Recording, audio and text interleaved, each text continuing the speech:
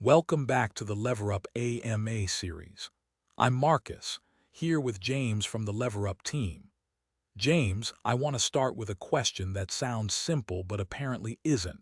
When someone pays a trading fee on a Perp DEX, where does that money actually go first? It sounds simple, but the answer depends entirely on the venue's capital structure. And that's really the whole conversation today. Fee revenue doesn't just appear at a destination, it flows through whatever structure the protocol is built on. That structure decides who has a claim on it before anyone else does. Let's start with the model most people are already familiar with, LP-based Perp venues.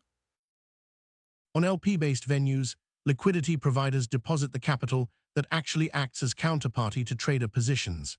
That capital is what makes the pool tradable in the first place. Without it, there's nothing on the other side of a trade. In exchange for taking on that role, a share of fee revenue gets allocated to compensate LP capital. That's a completely reasonable design. It's just a design where fee revenue has a claim sitting in front of it before it reaches anyone else. So LP compensation isn't a flaw in that model. It's the price of how the model works. Exactly, LP capital is doing real work. It's the counterparty, so it makes sense that it gets compensated first. The question worth asking isn't whether that's fair. It's what happens to fee revenue on a venue that doesn't have that layer at all. Which is LeverUp.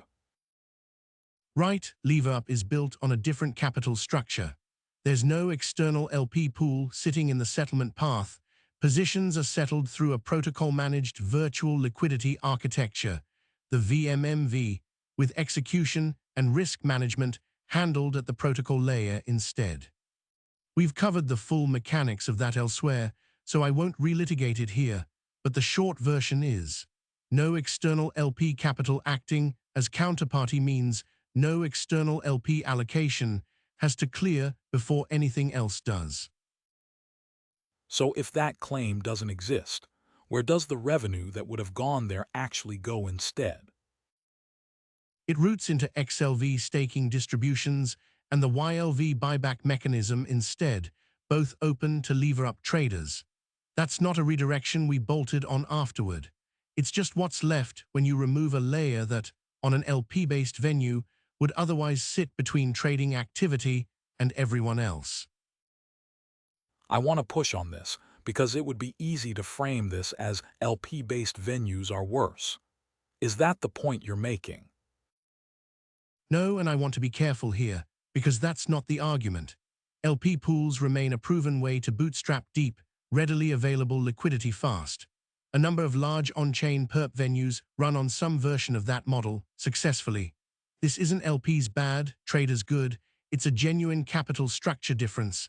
An LP-based design solves a real problem that protocol-managed liquidity has to solve differently. So what's LeverUp actually betting on by not having that layer? That removing the LP layer and routing what would have compensated it back into XLV and YLV instead is worth the trade-off of putting more weight elsewhere. Specifically, more weight on the VMMV itself, on Oracle quality, and on protocol-level risk management to do the job LP capital would otherwise be doing. That's not a free lunch. It's a different set of things that have to work well for the model to hold up. So the real question for a trader isn't which fee model is better in the abstract. It's which capital structure they're actually trading against. On an LP-based venue, fee revenue clears an LP compensation step before it reaches traders and token holders. On LeverUp, that step doesn't exist because the capital structure underneath it doesn't include an external LP layer in the first place. Understanding that difference tells you more about where value actually flows than looking at a fee percentage ever will. James, that's a clearer way to think about fee design than I expected going in. Appreciate you walking through it without turning it into a pitch. Anytime.